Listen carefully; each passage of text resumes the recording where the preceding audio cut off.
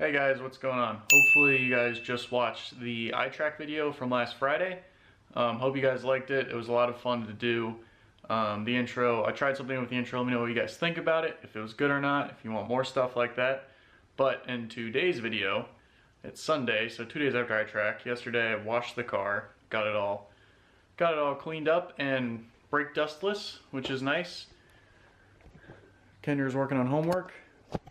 It's raining, and today I'm gonna put a catch can on the FC. I'm doing this because Graham took the blower off his truck, so now his truck is sad again. But he sold me the catch can off the truck, so here we go ahead and put it on the race car. So the stuff we're gonna need is I'm going to vent this to atmosphere, so filter, obviously can.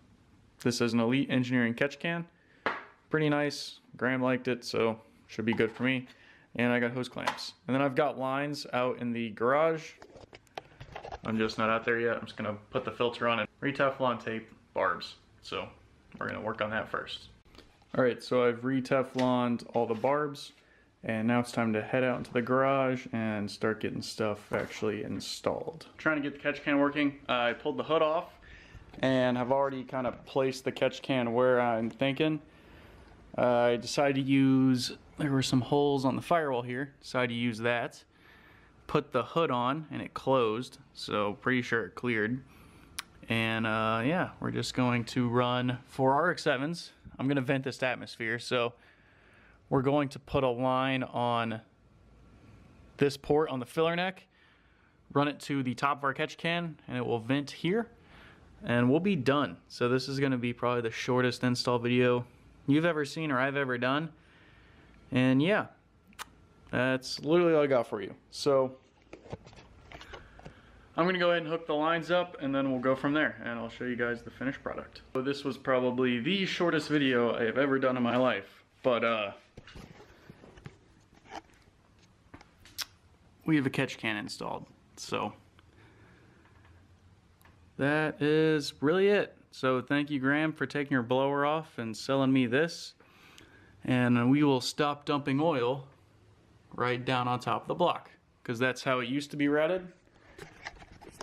I used to not have anything on there, so we would just pour oil on top of the block and made it disgusting and dirty. So hopefully it'll go in the can now, and that'd be great. But yeah, if you guys want to check it out, I'll link the Elite Engineering can in the description.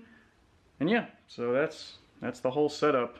It clears the hood, so it works. I'm not sure if it being higher than the PCV valve, if that matters or not. It might, so I'm gonna ask some of the guys and see what their opinion is. But anyways, thank you for watching, guys, and we will see you next time.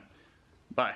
Day 2. What is up, guys? So I shot a short little video of doing the catch can install on the FC, which here it is. I mean, I'm sure you guys will see it in this video, but looks good. Courtesy of Graham Milley. Thank you for Supercharged Trucks and stuff. Overall, that was a really short video, and I wanted something else to do for you guys, so I thought I would kind of break down the track day and just how it went with iTrack and all the prep that we put into the car to go there. So some of the mods that we did to prep the car were obviously the stainless steel brake lines and that BrakeMaster cylinder brace. Also, another big mod that we did that I didn't get a chance to test was the flocked dash. So first we'll start with that. The flock dash did a great job on the drive down there. I mean, we left at about noon, so it was sunny, it was a clear day, and I had basically minimal reflection from my dash onto my windshield. The only thing that was reflecting was the front part of the dash where it's missing a piece of trim, and I didn't get enough glue into that, so that was the only piece, that was the only part that was reflecting onto my windshield. So everything that was flocked didn't reflect, and that was amazing. So it made the drive a lot easier. That was a success. The next one was the BrakeMaster cylinder brace. So I picked that up from Level Zero Motorsports. I thought about building one, which I could, but it would not look nearly as pretty as what they designed, which if you guys haven't seen it, I'll link the video somewhere. There it is. So I cannot make this I could not make this as pretty as they did, and the price point was good. I think I paid 60 bucks for it, so at the end of the day, not terrible. I could have made one for about 20 or 30, but it would have looked like ass. Still done the same job. But that Brakemaster cylinder brace, along with the stainless lines, made the braking feel really good. I didn't lock up the brakes as much as I normally did, because I can feel the pedal better. The brake pedal feels a lot better than it used to, and the braking force is phenomenal. So those lines and that brace are great. I might need to change the pads out. I have no idea how long you're actually supposed to run pads, so if you guys know, let me know, because I've had the same race pads on my car for about 4 or 5 seasons.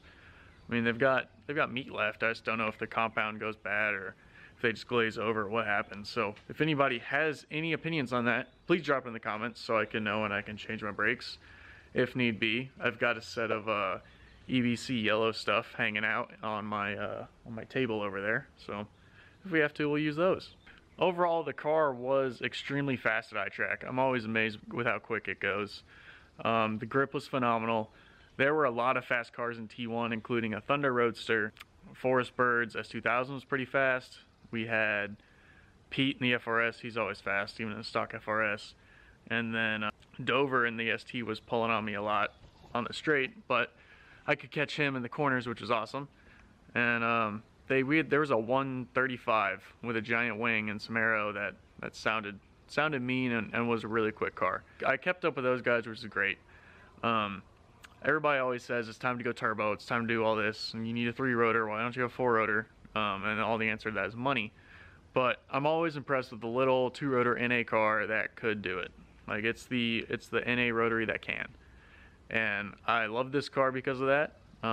We had some cooling issues, but we always end up having cooling issues at that track. It's just the nature of the beast. We're in a giant little bowl. When I started to heat up, I would just put it in 5th and cruise around the whole track and just let everybody by. So overall, it works good. Yeah, the car felt great.